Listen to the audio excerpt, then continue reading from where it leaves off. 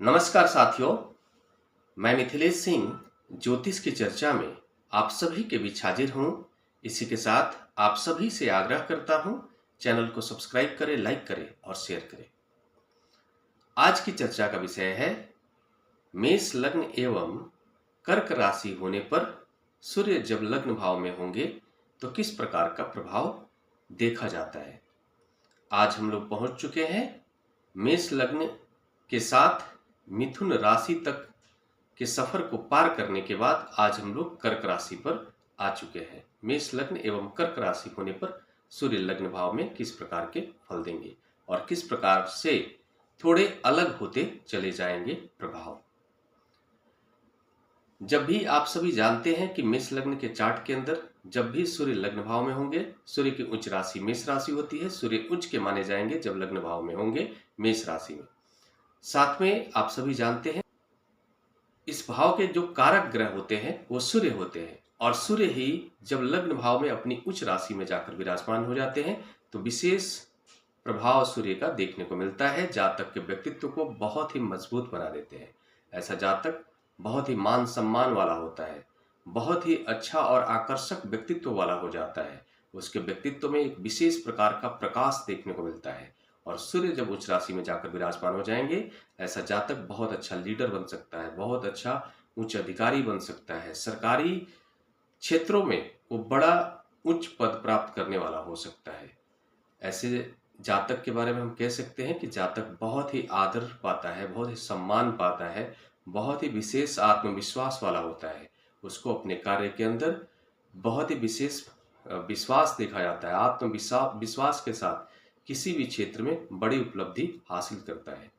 ये सारे प्रभाव सूर्य जब लग्न भाव में होंगे मेष लग्न के चार्ट के अंदर तो इस तरह के प्रभाव देखे जाएंगे। साथ में मेष लग्न के चार्ट के अंदर हमें यह भी पता चलता है कि पंचमेश सूर्य हैं जो लग्न भाव में जाकर के जब विराजमान होंगे तो जातक की शिक्षा भी बहुत ही अव्वल दर्जे की होती है, उच्च कोटि की होती है और साथ में जातक को पिता से भी बहुत ही विशेष सपोर्ट मिलता है और साथ में जातक को अपने संतान पक्ष से भी विशेष सपोर्ट देखने को मिलता है।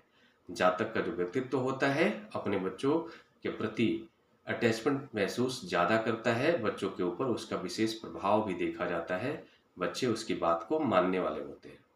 ये सारा प्रभाव तो आप लोग कई बार सुन चुके हैं। पिछले मेष लग्न में सूर्य के उच्च राशि में जाकर के विराजमान होने के सारे प्रभाव देखने को मिलता है। लेकिन यहाँ पर अब थोड़ा सा बदलाव आ जाएगा। जातक की राशि कर्क राशि हो गई है। आप सभी जानते हैं कर्क राशि का जो जातक होता है बहुत ही भावुक होता है, इमोशनल होता है, संवेदनशील होता है। ऐसा जातक समाज में जन भागीदारी निभाने वाला होता है, समाज के हित में कार्य करने वाला होता है, दूसरे के दुख से दुखी होने वाला जातक होता है। ये सारे जो गुण है कर्क राशि वालों के अंदर देखा जाता है। कर्क राशि का मतलब चंद्रमा जो है बहुत ही ज्यादा संवेदनशील हो जाते हैं। यहाँ पर जो कर्क राशि बन रही है चतुर्थ भाव में बन रही है और चतुर्थेश होकर के चंद्रमा अपने ही भाव में जाकर के विराजमान हो रहे हैं। कुल मिलाकर के इस जो कॉम्बिनेशन की बात हो रही है कि मेष लग्न में सूर्य जब लग्न भाव में होंगे और कर्क राशि होगी तो हम ये कह सकते हैं कि कर्क राशि होने के कारण जातक के व्यक्तित्व में जो भावुकता की मात्रा बहुत ज़्यादा होती है, बहुत ज़्यादा इमोशनल होता है, बहुत ज़्यादा संवेदनशील होता है, बहुत ज़्यादा माता से लगाव रखने वाला होता है, बहुत ज़्यादा अपने जन्म स्थान से लगाव रखने वाला होता है।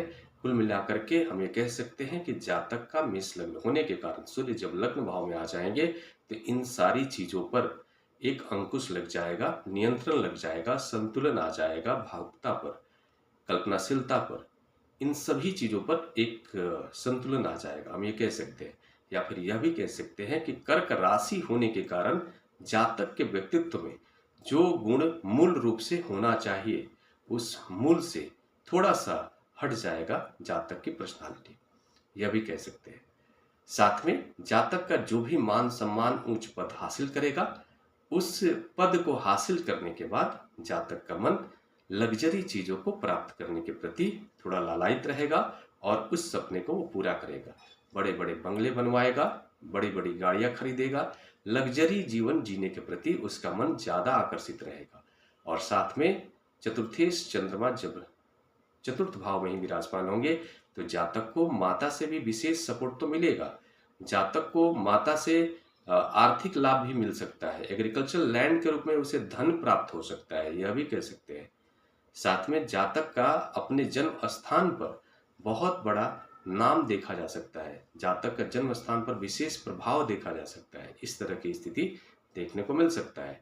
साथ में यहाँ पर एक चीज और थोड़ी सी यह देखा जाएगा कि सूर्य जब लग्न भाव में विराजमान होंगे और जातक कर्क राशि होने के कारण जो माता का विशेष अटैचमेंट होता है जातक के मन के अंदर, थोड़े से हम यह भी देखेंगे कि जातक के व्यक्तित्व में नियंत्रण करने का प्रभाव आ जाएगा, नियंत्रण करने का स्वभाव आ जाएगा। वो हर जगह अपना नियंत्रण रखने का कोशिश करेगा।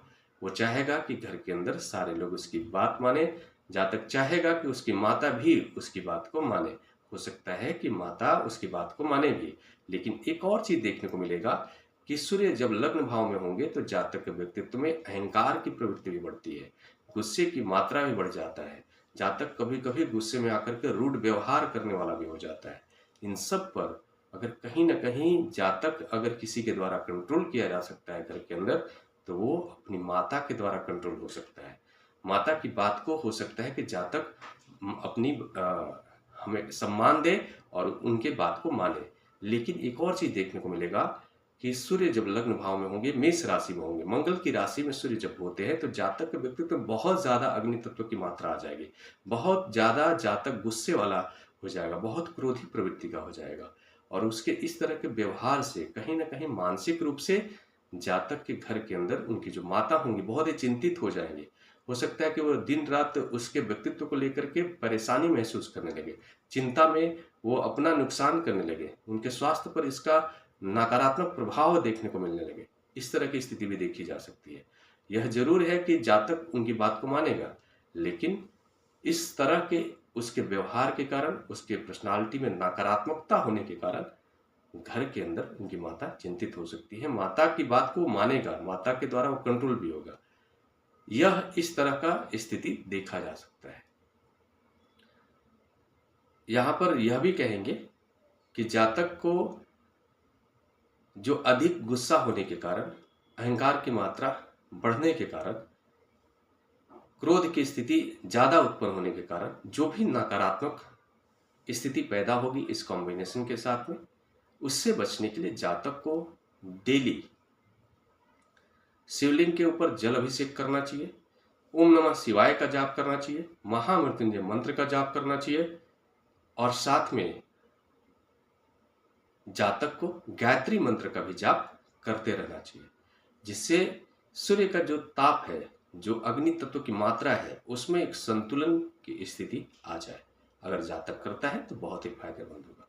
जातक को थोड़ा सा ध्यान जरूर करना चाहिए, और उस ध्यान की स्थिति में अगर एक तिबेतियन जो सिंगिंग बाउल होता है उसके साउंड को लगातार अगर 10 मिनट तक सुनता है तो बहुत फायदेमंद होगा।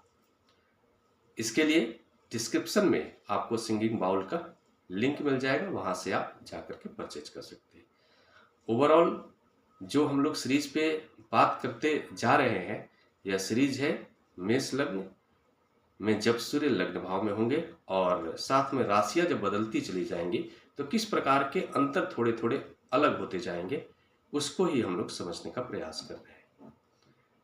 ऐसे ही करके हम लोग मीन राशि तक पहुंचेंगे और उसके बाद फिर बारी आ जाएगी वृषभ लग्न में सूर्य जब लग्न भाव में होंगे और अलग अलग राशियों में किस तरह के अंतर बदलते जाएंगे, इसको समझेंगे। इसी के साथ अगले विषय पर चर्चा के लिए आप सभी के बीच मिलूंगा। तब तक के लिए मेरा नमस्कार।